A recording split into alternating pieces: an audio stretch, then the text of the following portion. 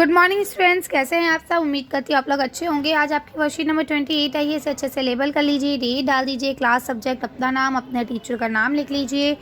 चलिए प्यारे बच्चों, पढ़ना शुरू करते हैं। क्या आप जानते हैं कि रक्त का हमारे शरीर में क्या कार्य होता है, उसमें कौन कौन से तत्व विद्यमान होते हैं, उनकी क्या विशेषता होती है।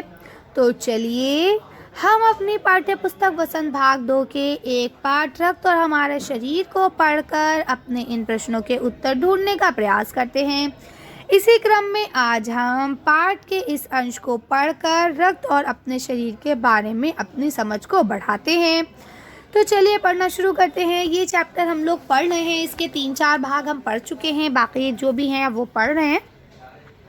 तो इसमें हम लोग ने जान लिया था कि खून क्या है, किस तरह से ये में पानी की तरह दिखता है, लेकिन असलियत में इसकी क्या हकीकत है, ये सब चीज़ हम लोग जान चुके हैं। अगर आप लोग ने पढ़ लिया है बहुत अच्छी बात है, अगर नहीं पढ़ा है तो आप पिछली वर्कशीट्स देख सकते हैं प्लेलिस्ट में जाकर, वहाँ आपको ये सारी चीज़ें मिल जाएंगी। चलिए तो पढ़ना शुरू करते हैं। लिखा है, शरीर में हर समय एक नए कण बनते रहते हैं, यानी कि शरीर में हर समय नए नए कण बनते रहते हैं जो नष्ट कणों का स्थान ले लेते हैं। यानी कि जो ब्लड सेल हैं वो धीरे रोज रोज बनते रहते हैं, और जो पुराने सेल हमने पढ़ा था कि वो मर जाते हैं तो उनकी जगह नए सेल काम करने लगते हैं। हड्डियों के बीच के भाग, जिसे हम लोग क्या कहते हैं, मज्जा कहते हैं, उसमें ऐसे बहुत सारे कारखाने होते हैं जो रक्त कणों के निर्माण के कार्य में लगे रहते हैं। यानी कि ये कहाँ बनते हैं, हड्डियों के बीच में। इनके लिए इन कारखानों को प्रोटीन, लोह तत्व और विटामिन रूपी कच्चे माल की ज़रूरत होती है। यानी अब कारखाना है, उस पर काम होगा तो कच्चा माल तो चाहिए होगा, तो कच्चे माल के लिए इन्हें क्या चाहिए, प्रोटीन, आयरन, विटामिन, है ना, ये सारी चीज़ें चाहिए। और ये हमें कहाँ से मिलेगा, ये पौष्टिक आहार लेते हो, ये हमें पौष्टिक आहार से मिलेगा। अब दीदी ने पूछा क्या तुम पौष्टिक आहार लेते हो। इस पौष्टिक आहार में क्या क्या आता है, हरी सब्जियां आती हैं, फल आते हैं, दूध, अंडा, मछली, गोश्त, ये सारी चीज़ें आती हैं। यदि कोई व्यक्ति उचित आहार ग्रहण नहीं करता तो इन कारखानों को आवश्यकता अनुसार कच्चा माल नहीं मिल पाता है। यानी कि अब अगर कोई इंसान पौष्टिक आहार नहीं ले रहा है, जितना उसे लेना चाहिए वो उतना खाना नहीं खा रहा है, तो क्या होगा कि इन कारखानों में जो कच्चा माल है उसकी कमी आ जाएगी, जाहिर सी बात है। तो नतीजा ये होगा कि रक्त कण जो हैं वो बन नहीं पाएंगे, रक्त कण बनना बंद हो जाएंगे, और रक्त कण की कमी के कारण एक हमें बीमारी हो जाएगी, उसको क्या कहेंगे, एनीमिया कहेंगे।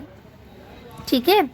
अब बच्चा क्या कहता है, तो क्या संतुलित आहार लेने मात्र से हम एनीमिया बीमारी है उससे बच सकते हैं, अनिल ने सवाल किया।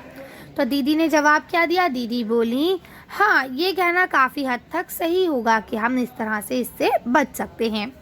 तो उम्मीद करती हूँ यहाँ तक आपको अच्छे से समझ में आ गया होगा। चलिए आगे पढ़ते हैं। पहला प्रश्न लिखा है, मज़ा किसे कहते हैं। चलिए आंसर देखते हैं। तो आप आंसर यहाँ से लिख सकते हैं, हड्डियों के बीच का भाग मज़ा कहलाता है जो रक्त के कणों के निर्माण का कार्य करता है। अगला क्वेश्चन ये आपका लिखा है, शरीर में लोह तत्व की कमी से कौन सी बीमारी होती है और ये लोह तत्व किन चीज़ों से प्राप्त होते हैं। तो चलिए इसका आंसर देखते हैं। तो देखिए आप इसका लिखेंगे, शरीर में लोह तत्व की कमी से ये क्या लिखा है, एनीमिया नामक बीमारी होती है। ये फल, हरी सब्जियां, अंडा, दूध से प्राप्त होते हैं। यानी कि अगर हमें लोह तत्व चाहिए तो इन सब चीज़ों से हमें लोह तत्व मिल जाएंगे।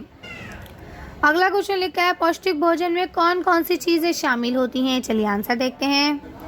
तो आप लिख सकते हैं, पौष्टिक भोजन में फल, हरी सब्जियां, दूध, अंडा, गोश्त, मछली, ये सारी चीज़ें शामिल होती हैं।